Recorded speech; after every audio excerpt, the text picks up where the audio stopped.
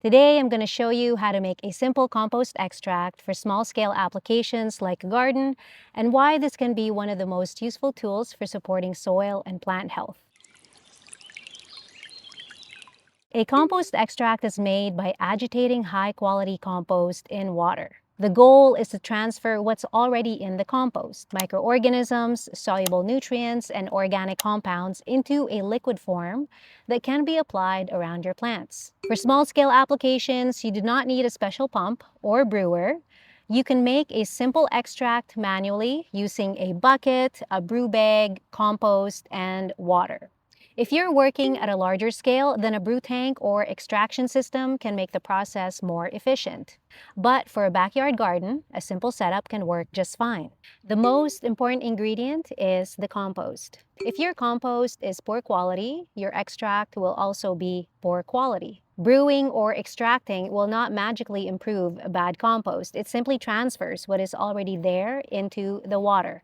So start with compost that you either made yourself and managed well, or compost from a supplier you trust. For this demonstration, I'll be using high-quality compost, a measuring container, water, a compost brew bag, a 5-gallon bucket, and a watering can. The brew bag matters because you want a mesh size that allows organisms like larger predatory nematodes and clumps of fungal hyphae to pass through into the liquid. If you use a paint strainer, choose a regular or coarse size. You do not want the mesh to be so fine that it holds back too much of the biology you're trying to extract. I'm also using regular tap water. Here in Vancouver, BC, our tap water is chlorinated. Some people worry that using tap water will destroy the life in their compost or extract. Personally, I have not had issues with this, especially when the compost is rich in organic matter and biology. But if you are concerned, you can let your water sit out first. For this batch, I'm using roughly 1 to 2 liters of compost for about 15 liters of water. I place the compost into the brew bag. I already had about a liter in this bag to begin with. Submerge it in the water. Mosquitoes! And begin agitating it. You do not have to be gentle here. You can be fairly aggressive with the agitation. The goal is to loosen and release as much as possible from the compost into the water. As I'm agitating, I also pay attention to the color of the liquid. I'm looking for a dark color, something close to dark maple syrup. If the liquid looks too light, I'll replace the compost in the bag with fresh compost and continue extracting. This usually takes about 5 minutes.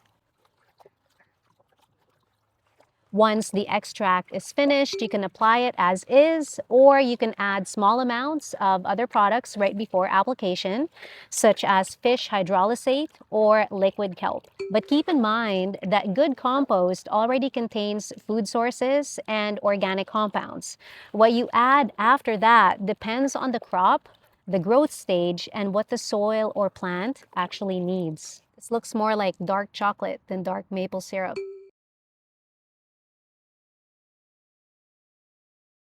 Compost extracts are best applied around the root zone where the plant and soil biology interact. This is where organisms from the extract can be placed close to the rhizosphere, the area around the roots where plants release compounds that feed soil life, and where soil organisms help cycle nutrients back to the plant.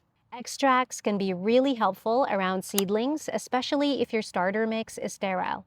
You want to provide them with the biology they need while they're young so that they are supported in their growth.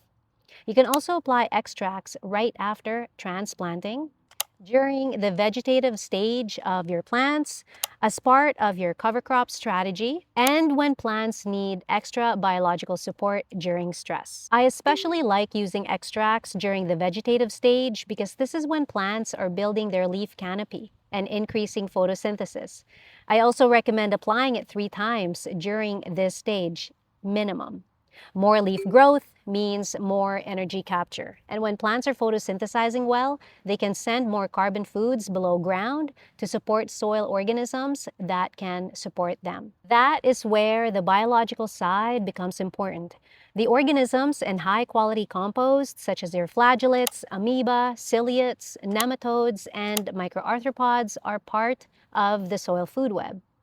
When these organisms feed, they help release nutrients in forms that plants can use. That is one reason compost extracts can be so useful. They help move beneficial biology from your compost into the root zone, where those organisms can support nutrient cycling and soil function. And this is also where your input costs come into the picture. If the biology can establish and function in the soil, they can help make nutrients more available to the plant.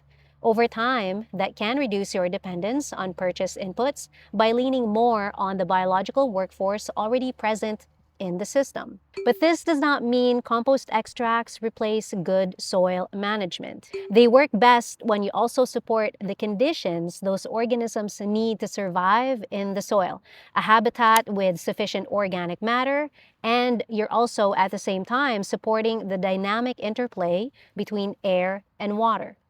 So think of compost extract as a way to extend the value of good compost. If you don't have enough compost to spread across your whole garden, but you do have a small amount of high-quality material, an extract can help you apply that biology more efficiently. And just remember, the better your compost, the better your extract, and the better the soil conditions, the better chance that biology can establish and actually do something useful.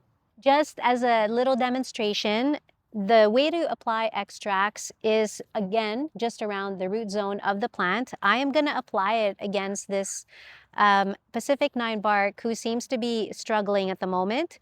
So the way to do that is you just take your extract and again, you just water it around the plant, just like that.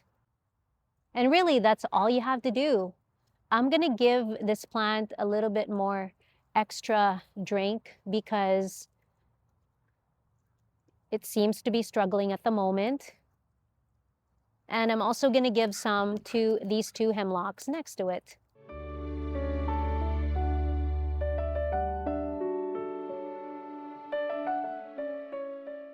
And that's it. So if you want to learn more about compost extracts, compost teas, application timing, and how compost quality affects your liquid applications, you can sign up for my newsletters at www.rootshootsoils.com.